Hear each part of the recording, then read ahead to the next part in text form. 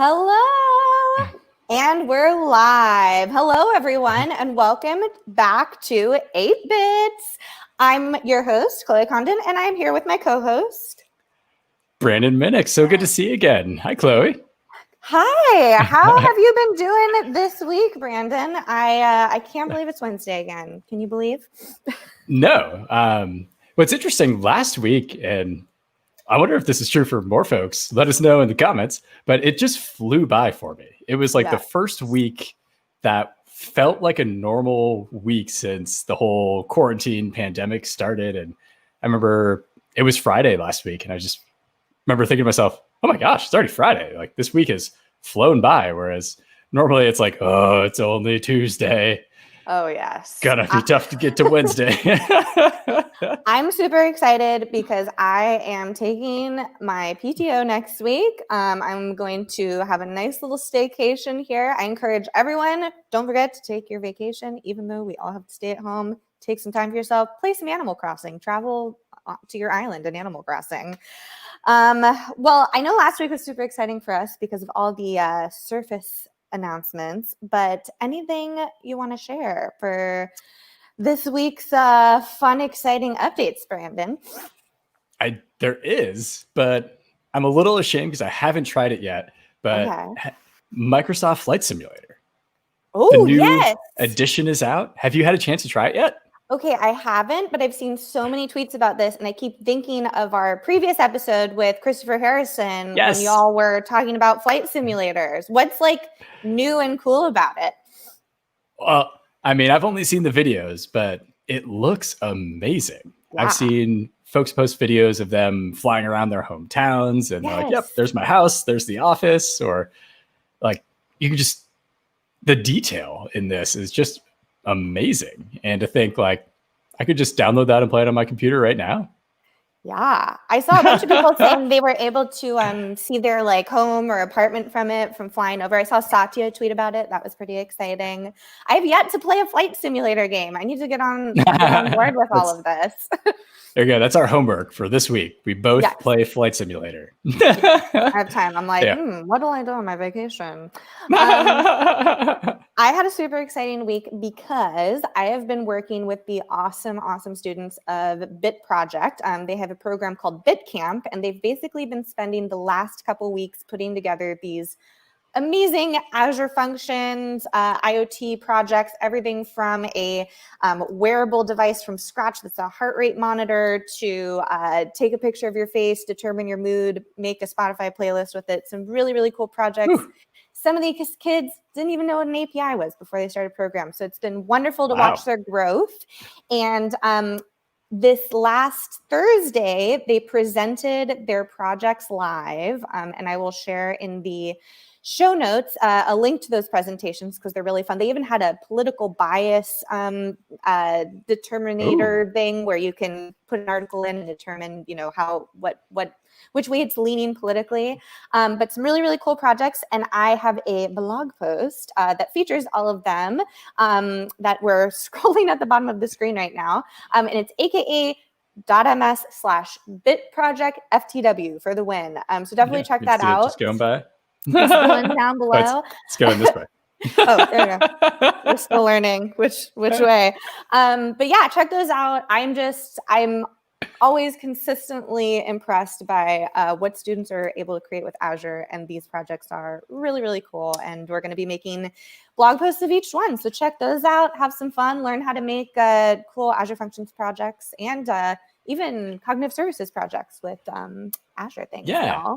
and I love the fact that they went from zero to app, not even knowing what an API is and being able to build it. I think that's a huge testament to just, we'll say the future of mankind. These students are just incredibly smart. I couldn't have done that. I'm literally like back in the day. Whitney Houston, I'm like, I believe the children are future. But really, it was just so wonderful to watch them all learn and grow. My favorite part, though, Brandon, was so they had to make these presentations where, they had a whole, PowerPoint presentation that showcased all of the different features and things that they built. But it was very, very relatable to see these memes that said things like, well, I did get stuck at this one point and I had to the tutorial took me 3 days to complete and I wanted to throw my computer across the room. And I was like, welcome to software engineering. Right. I've been doing this for 15 years and it's still the same every day. Haven't thrown my computer across the room yet, but I've gotten close. But it was so fun to see them learn and grow and discover their newfound API skills. A lot of them have never worked with an API before. So that was really cool and fun. So check out those projects. I'm super proud of them. And we'll be posting some videos talking about them too soon. That's incredible. Yeah. Children for the win. Or I guess they're not children. They're high Bit school project students. for the win. Bit project that can for the win. Also, if you're looking for a really great cause to give back and help teach students how to program, that I definitely recommend checking out Bit Project. Some really cool stuff going on there. Anything else before we invite our special guests onto the show?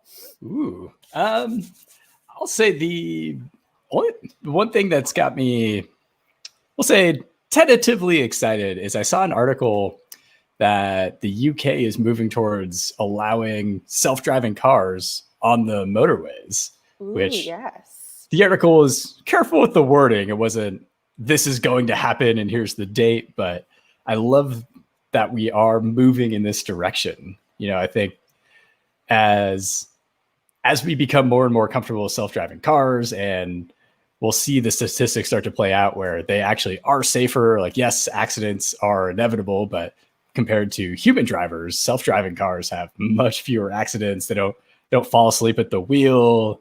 They don't change lanes without their blinker. They don't drop their animal fries or their chicken nuggets onto their lap and swerve lanes, typically. Right. Never happen. Right.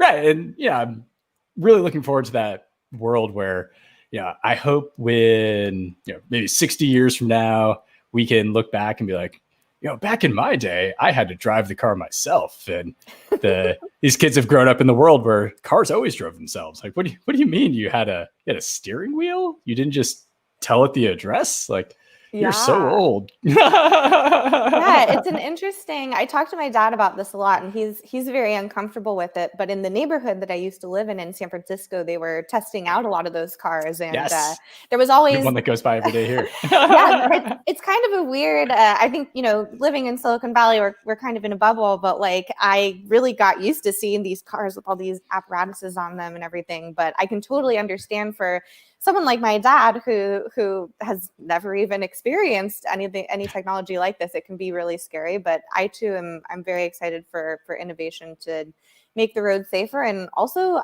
I would love to go on a road trip where I don't have to drive the whole time. That would be great. Yeah, that was, I don't know if we'll be able to make it, but my wife and I were talking about the same thing because we have a cousin getting married on the East Coast in December. And we don't know what the world's going to look like in December. But when we were thinking about ways to get out there, both my wife and I aren't comfortable getting on planes right now, but we're saying, what if we rented a car like a Tesla and then we could, you still have to drive it, but once you get on the highway, you could activate the, I forget what they call it. It's not self-driving, but it will stay in the lane and it will keep a distance from the car in front of you. And it's kind of takes the stress out of driving 5 days across the country. Right. Yeah. But we'll see. Who knows what the world will look like in 4 months? Right. Well, I don't know if technology is progressing that quickly for you to be able to have self-driving before then, but I will keep my fingers crossed for you. All righty. Well, we have a super special guest today. Some folks may recognize this individual, probably because there's a description on the video link that says their name. But this is a dear friend of mine, Becca Rosenthal. Welcome to the show. Woo! Thank you for having me. Hi, guys. Of course. So I have one comment about your whole self-driving conversation. Go for it. Which is that, okay, so I'm one of those curmudgeon-y old people that forgets that I'm not a grandmother. And when I hear self-driving cars being safer, I'm just so confused about what you do in the snow. Because if the whole thing are sensors that that are supposed to be able to detect the road and the lines. I think about a snowstorm that I was driving in once, and like the fact that you couldn't tell what was road, what was person, what was anything. Sure. And the idea of a self-driving car having enough miles on that to do so safely just freaked me out. So I don't mean to be that curmudgeon old person, but like, that's a good question. Stay behind the wheel on the highway. That's all. We do have a comment in our comments here on Twitch that says, I don't have a driver's license and I'm holding out for self-driving cars to arrive. I feel like New York streets will be packed. What a change of pace for New York to have a lot of cars there. Right. Yeah. Well, and as somebody who doesn't own a car, we did before we moved to San Francisco, but here public transit's good enough. You don't really need one. I love to imagine this world where nobody owns a car. You just tell a car to come pick you up, you get in it, and then it takes you where you need to go. And you don't have to worry about parking. You don't have to worry about navigating or traffic. Like, just here's my self-driving chauffeur service. So true. But enough about cars. Becca, tell the lovely humans at home who you are, what you do. Who's Becca? What are you doing here? How'd you get here? I got a text from Chloe that was like, hey, you want to be on 8-Bits? And I was like, sure, I'll be on 8-Bits. And that's why I'm here. To be fair, it was a Twitter DM, but sure. That's true. It was, you communicate almost primarily via Twitter DM. It's like, all right, Chloe, I see you. Depends on the time of day, but yeah. sorry to blow your secrets out. If you want you to see it, Twitter DMs.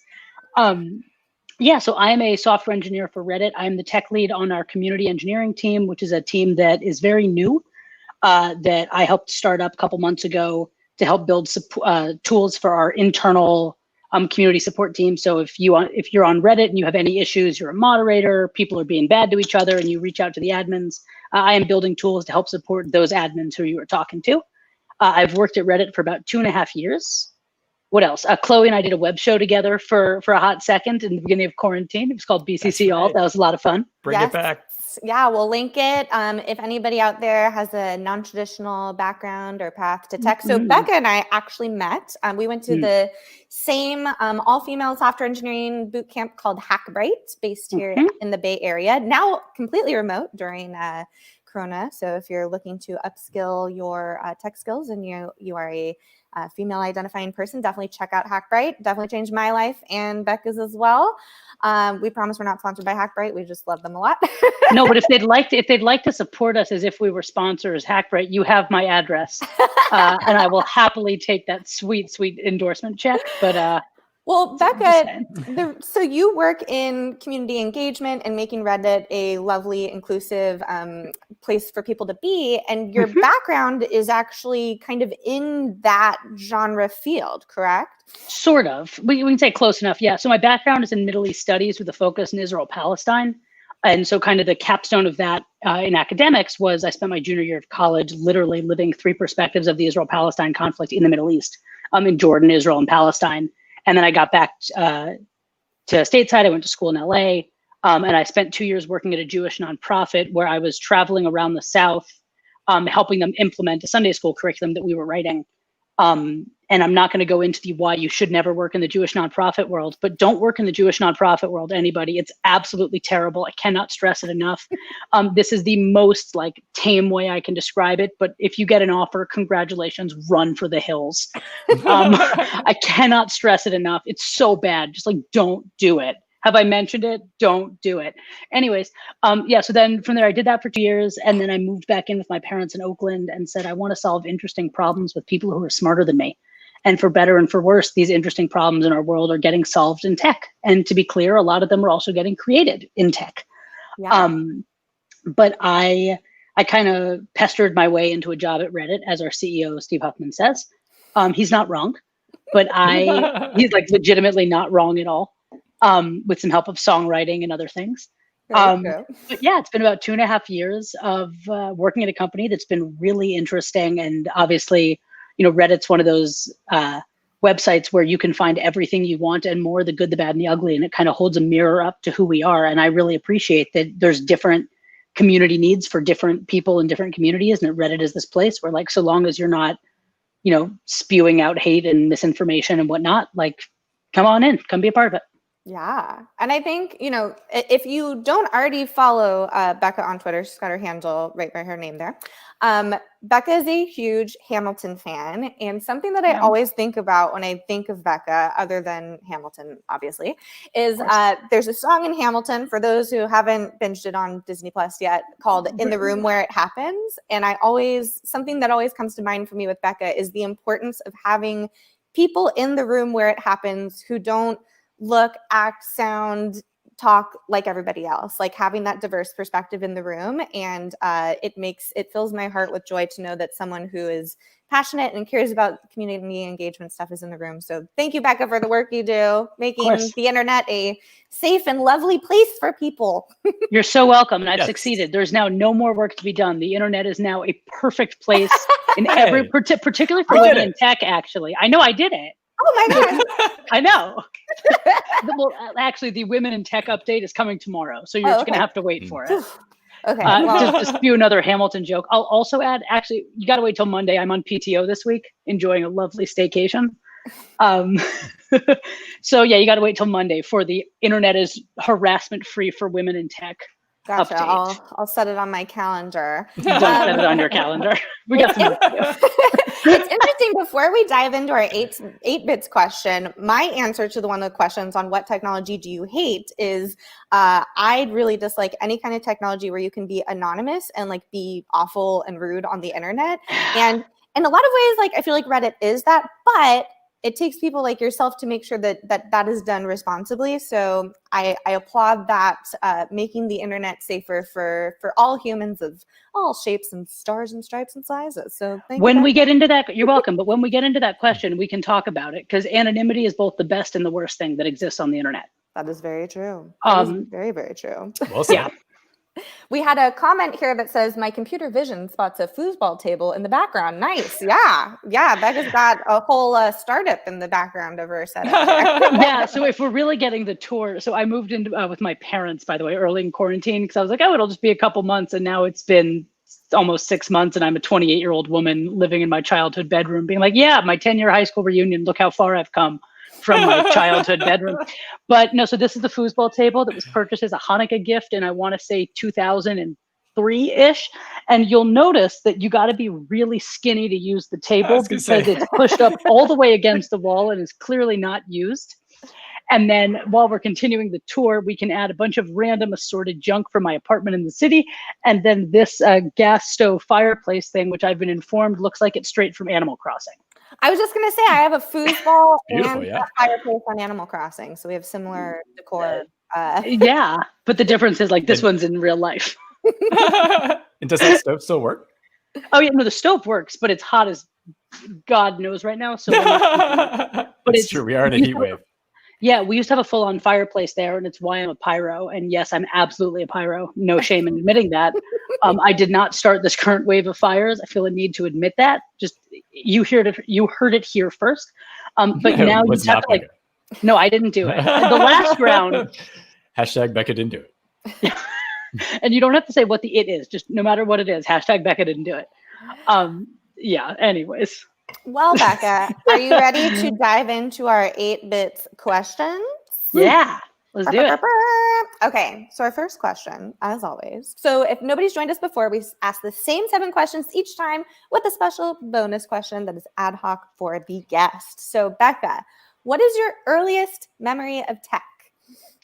So my first memories of tech, I think back to elementary school when I had handwriting that was so bad. My teacher said, I am not going to attempt to decode your hieroglyphics, and required me to type all my assignments. And so when I was in like 3rd or 4th grade, I was given an Alpha Smart, which is this keyboard-ish thing that's got like 3 or 4 lines of text, and all it does is typing.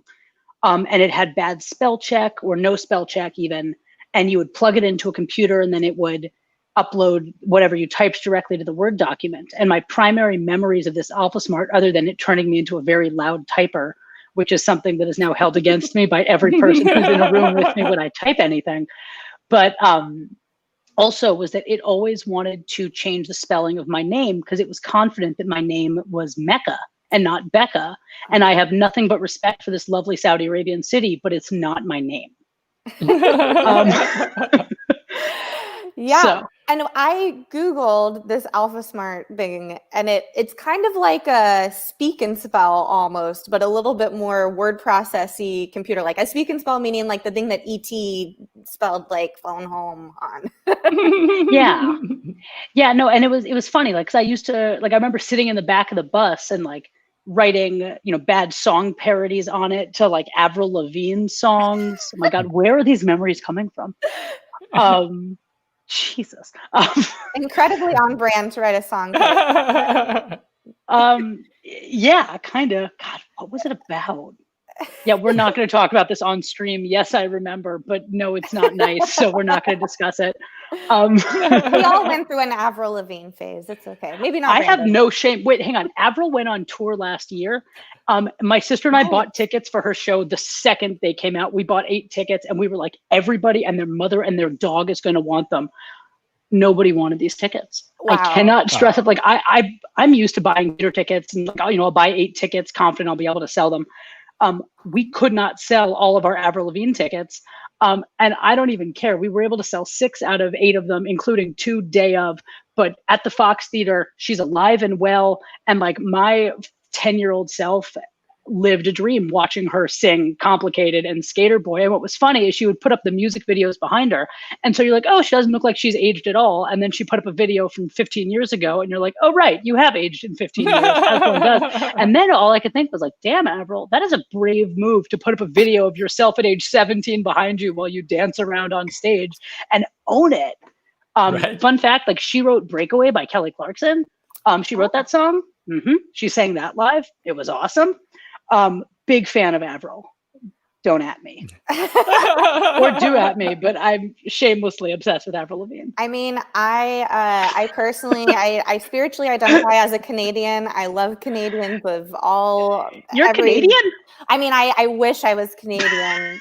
I truly feel like I've been watching Canada's Drag Race and I've just discovered Ali X, the singer from Canada, for all our Canadian fans out there. But Avril Lavigne, Canadian pride. All right, question number 2. Yeah, we all go on weird tangent. It's okay, Becca. We go on tangents about O-Town and theme parks. It happens. I mean, I want it all or nothing at all. Let's be very clear. There's nowhere left to fall. When you reach the bottom, it's now or never. Okay. Wow. Our second I could keep going. Is, what is the last piece of tech or hardware that you bought? Yeah, so in contrast with the AlphaSmart and the Game Boy Color that I didn't mention, but it's sitting here in case we wanted to talk about old technology. Yes, that's Pokemon Yellow chilling right there.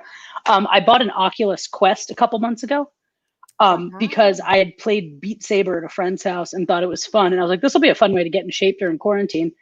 And I promptly got obsessed with it because VR is very cool. It's very intimidating and I have no idea what's happening, but it's very cool.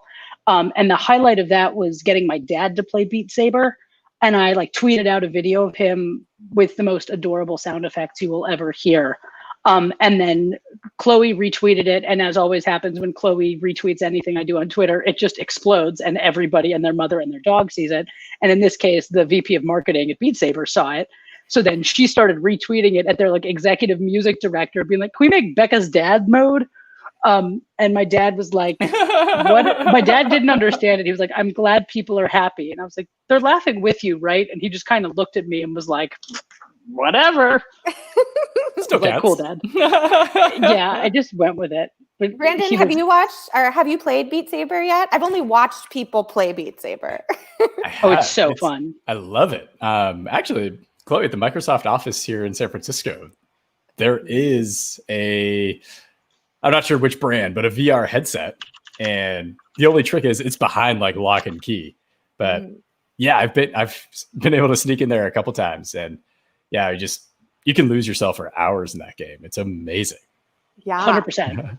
And like they had a couple like they've paid expansions, and like I believe that paid in-game things are always a scam, and that here I am buying the American Idiot Green Day expansion pack, and I also bought the Panic at the Disco expansion pack, and then I also bought I bought a bunch of them. And then I saw the other day that they just released a oh my god, what was it? The Lincoln Park expansion. I haven't bought that one yet, but I'm very excited to. I've not become so numb. Wow, we are just hitting all of the nostalgic music references. Here. Also, a quick message from the Corrections and Admissions Department in our chat. I earlier said on this stream that I Googled something. I actually binged it. Thank you for that correction. We binged it here on this Microsoft stream. Personally, I asked Jeeves, but I see you. Yes. For those who do not know, Becca and I are based here in the East Bay in Oakland, and the Ask.com, formerly the Ask Jeeves building, is in our city here. So thank you for that correction. But what does Ask Jeeves even do now? Because they're not a search engine anymore, are they? Oh, Becca, I Googled this the other day. Highly recommend going down the rabbit hole. I banged it. I'm so sorry. Old habit. I actually had this similar issue with English recently. I was trying to say something about a B&B, like a bed and breakfast. And I'm so used to saying Airbnb that I couldn't just say B&B. So there's certain things like Kleenex, that you associate with a specific brand. So my bad, I binged it. IDK, bing it. Next question. What technology do you love, Becca? So I'm obsessed with online communities, and I'm obsessed with online communities that are just weird and that have no ulterior motive other than to just be weird and entertain people. So like one of my favorite examples of this is a subreddit called r/bread stapled to trees, which is exclusively photographs of slices of bread stapled to trees and the people stapling them. And like, there's no ulterior motive. It's not like there's any secret, thing. There's nothing to it. It's just slices of bread stapled to trees. And every once in a while, the moderators of the subs will be like, warning, we will remove all posts of bread stapled to bonsai trees. It's bad for the trees, it damages them. And everybody's like, oh, okay, cool. I'll stop stapling bread to bonsai trees now. That's the gimmick. That's the thing. And I think that the internet, as we sort of alluded to earlier in the show, the internet is a toxic sledge hole with all of the garbage in the world. We all know that. But when the internet shows up and when people show up authentically online, you get some of the most awesome, weird, creative people just getting to kind of show that. And I think it's beautiful that, in places like Reddit and on Twitter, there's so much gem. That's not a sentence. There are so many, there's so many gems there. There's a subreddit I love called Many Much Gems. Yeah. Hashtag Becca didn't do it. Hashtag Many Much Gems. Please don't do that. I'm literate, guys. I cannot stress it enough. This is vacation brain. No, but I love the fact that I started a subreddit about 1.5 years ago for folks with vocal injuries, and it didn't exist. There was nowhere on the internet where patients who've gone through vocal issues were talking about it from the first person experience. And suddenly there's 950 people in the subreddit constantly asking for advice and asking for support and people providing insight. And I think that's magical. That is magical, because I think back to, so Becca and I share a similar vocal injury story, which is that we both had some issues with our vocal cords, me specifically when I was closer to high school. And when I had those issues, I remember finding a Broadway actress or something on MySpace who had posted about her vocal injury, and I DM'd her and she happened to message back, but it was the only resource that I had on going through this surgery. So that's so true. I feel like the internet, back in the day, at least when we were a little bit younger, was a lot broader. I know for sure I was in a Pokemon fan club AOL chat room group and I had a newsletter. But of course you were. These niche things, it brings people together. I'm sure there's, what are some of your favorite, both of you, your niche community groups or subreddits that you like?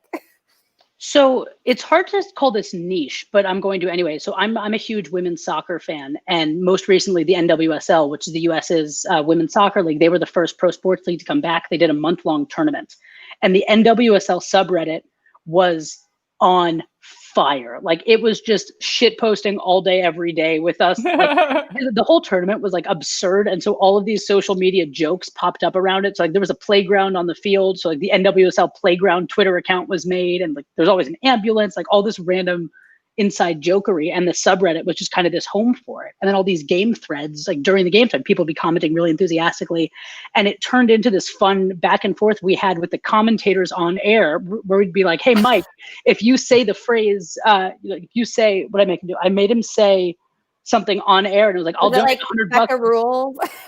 No. So I made him say, I forget what I made him say, but then I made the other reporter say the phrase "piled high with veggies" on air, and it was, I'll give $100 to a charity of your choosing if you do this. And then the next thing I know, they're saying this weird stuff that me and other Redditors are saying, oh yeah, I'll give 50, I'll give 25. Like, I think about $500 got donated to Athlete Ally, which is an organization to help queer representation in sports. Wow. Like, because of this, which is just like weird people on the internet being weird together. I'm like, I love it. So that's my like niche. And you're also pretty active on Girls Gone Wired, the subreddit as well. Mm-hmm. Yeah, that's a women in tech sub I'm a big fan of. I also really like r/mom for a minute, which is a really, really wholesome subreddit when people who either don't have moms or have strained relationships with their mothers post like, hey mom, I'm really going through a rough time and I'd love your support. And all of the comments are just like, hey honey, I just want to say I love you and I'm proud of you and I'm here for you. I love and then that. And then people will comment, be like, hey sis, right? Like, I'm not a mom, but I want to be supportive. Like, hey, big bro here, little sis here. And people are just so nice and encouraging. And like, yes, there's so much garbage on the internet. Yeah. But when the kindness shows through, it's beautiful. The internet isn't total garbage all the time. Also, Becca, real quick, someone in our comments here, Michelle said, I'm a Hackbright student currently in project season. Yay, congrats. Don't worry, we're on a lunch break. Okay, good. Do you have any recommendations on where to find female mentors or female software engineering communities? I currently have amazing mentors, but would love to meet more women in the industry. Yeah. So Girls Gone Wired is a great subreddit, and people post a ton there asking this very question. And a lot of the time people will just kind of ask and offer advice, but like the big thing I would recommend is just reach out to people who you admire with a really specific question that they haven't answered publicly elsewhere, and make yourself somebody that they want to say yes to. I get messages all the time that are like, hey, you work at Reddit. I want to work at Reddit. How can I work at Reddit? And I'll tell you how I respond. I don't. I don't. It's not worth my time. But if I see a message that's like, hey, I listened to this interview you gave and you talked about XYZ, and I've taken that advice and I've now done this, and I'd love to get your advice on the following because it worked in this way, it didn't work in others. It's like, oh, you're engaging with something I've already said. You're thoughtful. You're a go-getter. Ooh, now I want to talk to you. Now I think you're compelling and interesting. And now you have something to offer me as well. Specificity is key for sure. Mm-hmm. And like, it can feel creepy to be like, hello, I've listened to everything you've ever said in every recording ever. And I noticed there was a discrepancy between what you said here and here. And I'm curious what changed. But also, if you were to do that, I would be so impressed. Oh, you bet I would respond. I might report you to authorities, but I would also respond. Yeah, but there's a lot of, I would say there's just so many amazing communities online. I follow a lot of women in tech that I find particularly inspiring, who are just often posting advice and situational tweets about things that go on at work. There is a wonderful article that I will link in the show notes after this is done, written by my dear friend Allie. It has a very funny title, and it's actually specifically written for people who just DM hey, because that drives me crazy, where I just get a hey message from a random dude. But it's called How to Talk to Chloe Condon on Twitter, but truly it's how to talk to anybody on Twitter and how to DM them with a specific ask. She even put some examples and templates in there on like, hey, here's like an example of how to reach out to someone. But I would say follow people on the internet who are doing the things that you want to be doing, and they often tweet even more people who are doing more of those things, and you can kind of find your chosen family on the interwebs, sort of. And I'll add one more thing to that, which is that if you don't know what you want, that's okay. But once you figure out what you want, really articulate it, right? And so to say, I want to be inspired, cool. Like I'm not a show monkey. I'm not just gonna like do that, but it's, oh, you have this ability to do X and I'd love to learn more from it, right? I want to get better at being assertive in meetings. I want to get better at, telling stories as I did this, not my team did this, right? Like those are specific things you want. Cool. Then we can talk through it. Then we can work on it. But the harder of a time you have articulating what you want, the harder it will be for someone to mentor you. Yeah. But we didn't get to hear. We went on a little loop there. Thanks for that question, Michelle. That was a great question. Brandon, do you have any favorite or fun online communities or subreddits? Yeah, I was just thinking about it. I mentioned a game that I play called Civilization. That it's now Civilization 6. I've been playing it since I think Civilization 2 back in I want to say the 90s. Probably going to get roasted in the comments for getting that date wrong, but I've been playing it for years now. And yeah, you can join these. I mean, there's a subreddit for everything, but there's this. Yeah, there's a whole subreddit called Civ 6. It's actually 6 is the Roman numeral, so it's 6VI technically.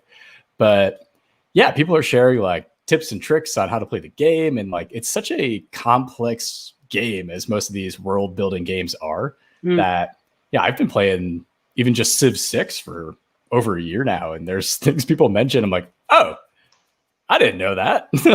And then sure enough, the next time I jump into the game, like I see exactly what they're talking about. Like sometimes you'll get attacked by barbarians, but that only happens when you're first spotted, and you can actually see when you get spotted because like this little exclamation point flashes. And I was like, oh, I always just thought that was super random, and I would just get really frustrated being attacked by barbarians all the time. But my Civ 6 community came through. There it is. Just in general. Yeah, I don't love getting attacked by barbarians. Yeah, like, and it's fine sometimes, but like I like to restrict it to my Mondays only. Yeah, I like to restrict it to my Twitter DMs only, personally. I similarly, I've been lately very, very into the Animal Crossing design subreddit because I get a lot of inspiration from my Animal Crossing island on there. But I just discovered, Becca, I haven't told you this yet. I think I found a new favorite subreddit, which is DIY, spelled W-A. Yeah. Because I follow a lot of accounts on various platforms that are like, you can turn this watermelon into a candle. And I'm like, why would I do that? But you can do it yourself. DIY is delightful, and I'll add on top of that is ATBGE, which stands for awful taste but great execution. That's a good one. Okay. And I describe it as it's stuff that's like a beautifully done marble statue of somebody pooping. Oh wow! Like it's impeccable craftsmanship, but like, why did you make this thing? Why? And there was another one that I've been following for a while, and I really enjoy all of the comments on it because it's like a very helpful subreddit. Is what is this thing? And people will post things that they either find or like maybe they'll move into a new house and they like find a thing, and it'll be anything from like a small tool to like an artifact to like a piece of plastic like that ends up being part of a kid's toy. And since everyone on the internet looking at it, I would say like 98% of the time they're able to figure out what it is. So the power of the internet helps solve the problems. Like I opened up Reddit real quick to take a look at one right now, and sometimes it'll be some of the strangest things like are my parents engaging in psychological warfare? Is this a loud alarm that's going to sound twice a day for 10 minutes? What is it? And people will be like, oh no, actually that's a lockbox for keys. And it's like, oh cool. It's a carbon monoxide detector. Yeah, I saw one on that subreddit. I think it was a piece of a car. I think it was a bumper or maybe it was a hubcap. But yeah, somebody was like, I was involved in a hit and run. This piece of their car came off. Can anybody help identify it? And yeah, somebody's like, oh yeah, that's 98 Silverado E-Class series with the special trim. Sure. We're like, what? And then sure enough, like they post a link and you're like, yeah, that's a match. And like the person took it to the police and helped the investigation.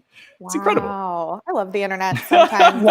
And what I will say though is like the untold secret of Reddit is that the best stuff happens in smaller subreddits. So like the huge subreddits that have tens of millions of subscribers, like every once in a while, there'll be posts that are just like incredible and the comments are magical and all the things. But the vast majority of the time, like that's not where the gold is. The gold is in the smaller subreddits where you got the like 50,000-ish subscribers and whatnot that people are just like really passionate about the things. And that's where it gets fun.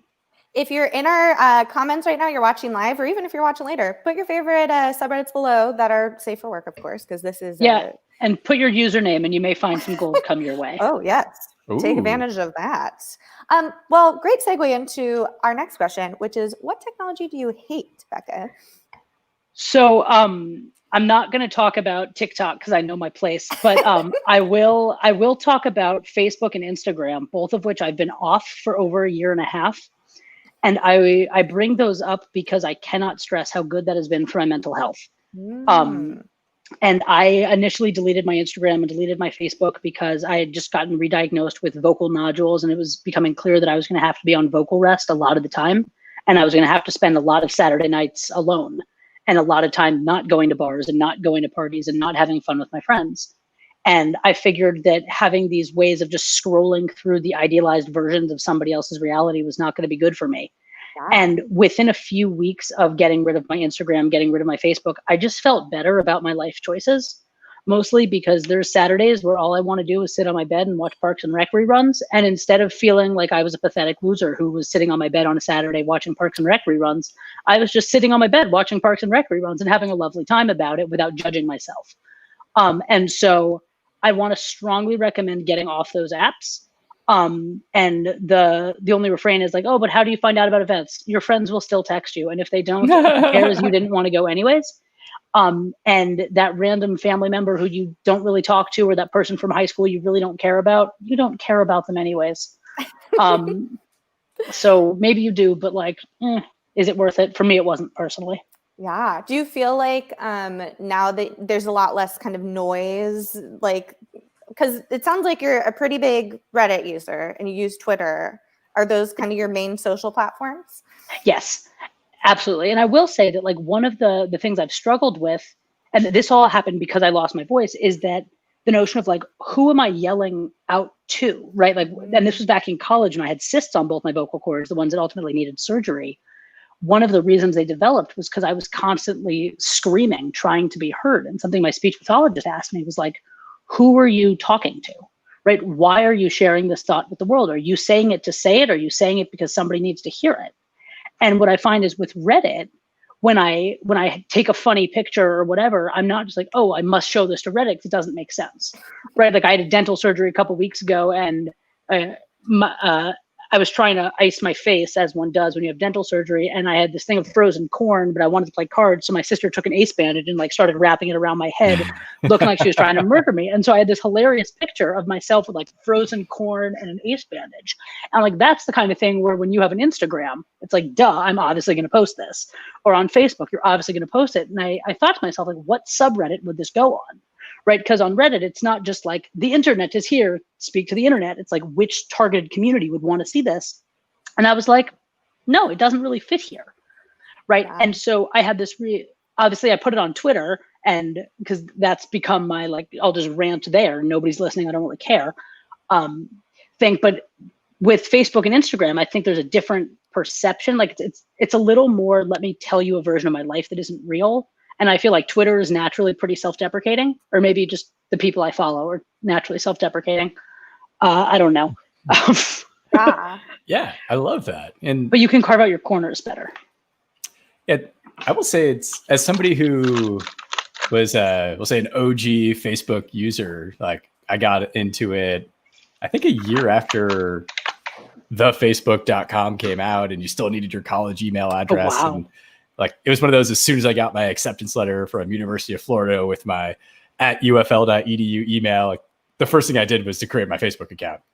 But cool. Something that I'm a little embarrassed to admit is how long it took me to realize that this isn't reality. This is people posting either what they want you to think their life is like, or what they think you want their life to be like, if that makes sense. And yeah, after a while you realize like nobody's posting boring pictures of like you're saying, like watching cartoons while laying in my bed on a Saturday. Like people will post pictures about going on vacations, and then that leads to people also faking photos for weird reasons, where like they pretend to be on a plane, but really it's like a picture of their computer monitor. And it's like, why do you feel the need to do that? And it was kind of after I came to that realization, I stopped really using, I mean, I'm still on Facebook, I'm still on Instagram, but I haven't posted anything really in a long time. And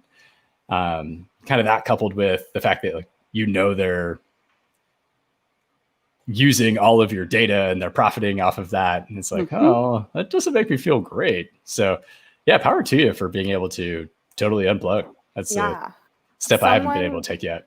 Someone put in the comments here that some of the pictures on Instagram are just kind of like feet at the beach. And I agree. Although I will say there was an account for a while called Legs or Hot Dogs, where it was just someone who was holding up 2 hot dogs and you had to determine if it was like someone's knees in front of a beach or hot dogs. And that did bring me joy. But our next question, Becca, is what other profession would you want to attempt? So when I was living in Mississippi before getting into tech, I spent a lot of time playing live music and writing music and performing, and I loved that. And there was a piece of me that actually thought about moving to Atlanta and trying to like do the music thing. And then my mom lovingly reminded me that I have pre-existing conditions and like having health insurance. And that was kind of the end of that dream. And when you work in tech, or at least I feel very fortunate, I work in tech and I'm able to like have discretionary income, so I can like buy a nice guitar and buy a bunch of pedals and make loud noises in my own house, and then also have health insurance. And as soon as your hobby becomes your livelihood, you lose a lot of the joy of it. And so while like I would love to tour around the world and whatever, but like let's be real, I don't have enough talent or anything to tour around the world, so that's never going to happen anyways. I don't know, Becca. I think once everything opens up again, if you start doing talks where you're playing mandolin in it and you talk about, how to make community safe online, I'm there. Sure, but that's not going to sell out, Oracle. That's going to sell out like a tech conference, which, to be clear, not opposed. And as somebody that got my job partially because I wrote a song called My Mentor and I, which is a fictional comedy song about matching with a professional mentor on Tinder that's really just 3 minutes of coding puns and Jewish wedding jokes. We'll link it in the show notes. It's a great parody. It's true. And then my mentor came to my show, emailed me the next day, said, send me your resume. And then my desk was next to his for my first 4 months at Reddit. True story, John O. Warren, if you're watching, hello, hope you're well. You the best. We got a request in the comments to have a musical number. Maybe when we get to the end of the questions, we'll do that request from our audience here. But it's something that I couldn't agree more with Becca. I come from an arts background as well, where it's not common to have as much job security and health insurance. So what I love about what you've done with that, Becca, is you've brought that like love of music into your life as a software engineer. And we may not be able to talk about some of them on the air right now, but there's been some very creative parodies and ideas from working at Reddit and song related that I look forward to seeing on your YouTube someday. Can I not talk about it on air because of Microsoft or because of Reddit? We'll link it in the show notes. Are you talking about the one that was okay? Fine. I'll just keep it nice and cryptic. Our next question is: what position would you not want to attempt? So I am deathly afraid of arts and crafts. We're talking like coloring books give me a lot of anxiety. Drawing, it took me into my early 20s when working at an educational nonprofit to be able to like cut things out and like glue them down without like having a mild panic attack. So anything that involves crafting or like fine arts in that way, absolutely not. I love music, as I said, like huge fan of art, huge fan of arts, all that, but like, don't make me do it. Just don't. And I'll add to this, like one of the things we did when I was in Mississippi, we were rewriting the first grade curriculum that was going to be used by about 75 different congregational Sunday schools. And so we would write out instructions for art projects and then expect them to follow it. So something my boss asked me to do one day was, can you just follow the instructions of this art project and make sure it made sense? And can I tell you what I spent the next 2 hours doing? Pacing around the office, looking for supplies. I was going to say pulling glue off of your hand. No, and to be clear, the art project was like make an ice cream cone by cutting out like a V-shaped thing and then taking a CD and like taping or gluing it down and then like taking some like glitter and stuff and just putting it around. Like it was not a complicated thing, but I spent 2 hours walking around the office in panic mode about having to do a crafting project. See, I'm the opposite. My mom was an artist and literally attended the College of Arts and Crafts here in Oakland, but I love a craft project. I just got my first maker cabinet during shelter in place. Are you crafty, Brandon? I'd say more handy than crafty. So if there's something like that needs to be fixed around the house or simple things like, yeah, I'm not going to build a frame or pour any foundation, but yeah, I love that challenge of fixing something. Like, back when I owned a car, I would do all the maintenance on our cars because to me, it's just like a big puzzle. It's kind of the same part of my brain that activates when coding because it's just like, hey, here's a cool puzzle. Let's figure out how to solve it. And then you get that satisfaction of having done it yourself. and probably, well, maybe the best and worst part is when it breaks after you put it back together. Cause like, you're left with like a handful of parts and you're like, well, guess I don't need those. And like, you start driving down the street and it's like, click, click, click, click, click. Oh, that's where those parts went. And like, you can fix it pretty quickly.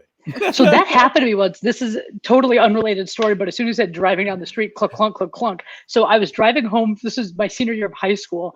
And I was driving and it turned out that right as I got off the highway, I'd gotten a flat tire and I like kind of heard something seemed off. And I was like, oh, I'm like a mile from home. It'll be fine.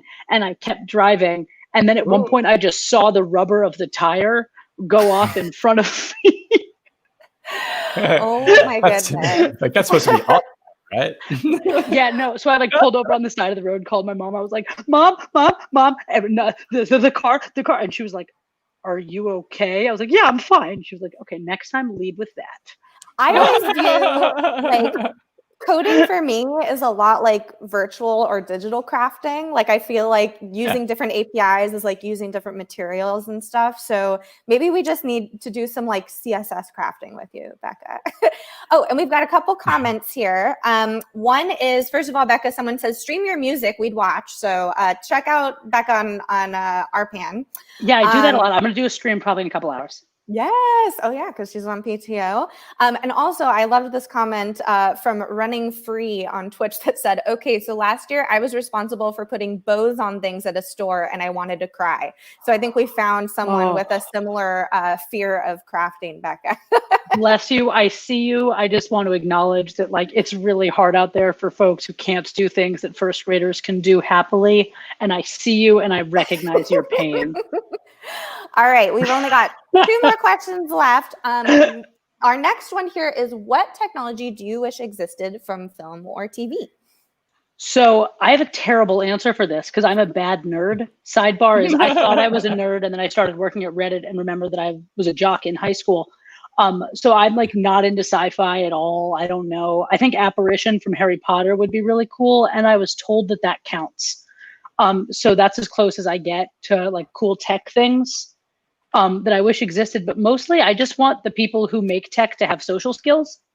And I think that's my like fictional reality that I would like to exist more in the real world. Yeah. Okay. So wait, the answer is specifically your favorite. Let's go Apparition. Apparition. Okay. Okay. But engineers with social skills. Okay. Which to be clear, most of the engineers I work with have social skills. And it's delightful and it should be the norm. Yeah. Just saying. Microsoft skills, as I like to say. It's important to be able to communicate and be able to be a good programmer. Yeah. And honestly, I'd say it's more of a trope than anything else that it's, oh, you're the nerdy software guy in the movie and you don't know how to communicate with people. Because, yeah, I mean, certainly like that stereotype exists across all sorts of. Don't forget like the hacky noises. I don't have a hood, but I'm like, I'm in the mainframe. Like, don't talk to me. Yeah. Yes. Like, I'm in my hacker basement. But yeah, I mean, we're normal people too. Yeah. There's all sorts of folks who could become developers. So yeah, you don't have to think. Totally. Yeah. I played sports at high school as well. So you don't have to worry about the nerds versus jocks. Check the hair accessory today, y'all. You can zoom in. Oh, let's see. It's from the Coding Crystals. It says Dev on it. Yeah, I totally agree. The more that you can be yourself and be in this industry, the better, because we don't need a bunch of people in hoodies hacking into the mainframe while James Bond plays. Okay, Becca, I have the ad hoc question for you. Are you ready? This is like, here we go. It'll be easy, don't worry. What is your favorite lyric from Hamilton and why? Okay, cop-out answer. There's two, which is I feel a constant push and pull between I am not throwing away my shot and wait for it. And I didn't come up with this, but Lin-Manuel Miranda gave the commencement address at Wesleyan in 2015, which you should link it in the show notes. It's a phenomenal speech, but he basically tells his life story through the lens of Burr versus Hamilton, with their kind of driving motivations. Hamilton's being, I'm not throwing away my shot, and Burr's being, wait for it. Yeah. And I think that so much of life is figuring out the moment where you have an opportunity and now is the time to pedal to the metal and go, go, go. And then so much of life is waiting and kind of figuring out what the opportunity is and setting up the foundation so that when that opportunity arises, you're in a position where you can take it. Yeah. I love that advice. And so like the song Wait For It, the first time I heard it, right, when it's got that line of, you know, I am the one thing in life I can control. It's not that I pulled over on the side of the road, started crying and then listened to the song an additional 4 times, but that's exactly what happened. Right. Because, you know, music just gets you. But I think that there's such a balance between the need to wait for it and the need to seize that moment when it pops up. Do you have a favorite Hamilton lyric, Brandon? I know. Did you just watch it? I feel like you just watched it. I've seen it 3 times. Saw it twice live. Nice. Once when I happened to be in London for NDC London, and Hamilton was there in the Victoria Theatre, which was amazing. And also ironic because it's about the American Revolution, which is the US breaking away from the UK. And then you're in the UK getting it kind of, it's like, I wonder how some of these jokes will land. But of course, how did they land? Oh, perfectly. I mean, standing ovation for the king. There's not too many people nowadays that have a personal relationship to King George anymore. So I think we're past that. Like, we could be friends all about again. Prince George now. I see a lot of Hamilton, like, I think in the same way that I, during Hackbright, listened to a lot of Legally Blonde, the musical, and identified a lot with Elle. I see a lot of Hamilton with Becca of like, I'm not throwing away my shot. I'm going to be in that room. I'm going to get that interview. I'm going to talk to this CEO. And I see that hustle and that correlation, Becca. Well, I'm honored to hear that. You should know I was obviously listening to a ton of Hamilton during Hackbright. But then when I started at Reddit, I've seen the show now 5 times in person. Wow. I'm not ashamed. Some people people waste their money in a lot of ways. I waste mine on theater tickets. Sue me. But somebody I went with at intermission turns to me. She goes, "Is Hamilton your spirit animal?" Yeah, I see a lot of Hamilton in the Becca DNA. Right, and that like frantically, I don't have enough time to do everything I want to do, and like I'm not saying I'm gonna die in a duel, but like I wouldn't be that surprised if like something hit the fan and something turned real fast. Why do you tweet like you're running out of time? I don't, Chloe. That would be you. No, I mean, but my real favorite lyric in the show, which it relates to nothing in my life, but it's that line of, I'm in the cabinet, I am complicit at watching him grab into power and kissing it. Washington isn't going to listen to discipline. Dissidents, this is the difference, this because it's out. Just because the rhyme scheme is nuts. Yes. And then the rhythmic pass that gets me is because I'm the oldest and the wittiest and the gossip in New York City is insidious. Because that rhyming of city is insidious, like, holy God, it just got me. This is now a Lin-Manuel Miranda stan show. We love that. Not mad about it. The show about Lin-Manuel Miranda. Where we learned to say his name. 8 Mirandas. All right, we got about 2 minutes left here. So before we let you go, Becca, where can people find you on the interwebs? Sure. So you can find me on Twitter at Becca Roro, because I made that account 10 years ago and was like, let me just not use my name. That's great. But what could go wrong? So there's that. You can find me on Reddit. My username is SingShredCode. If you need help with something going on the platform, you message me about it. I will fully ignore you because that is not a proper help channel. The same is true as if you tweet at me about looking for help with your Reddit needs. I will not help you there. Just FYI. But so feel free to talk to me about almost anything. Yeah, reach out to Reddit support when, and I'll probably see your ticket, but I will not be the one to deal with it.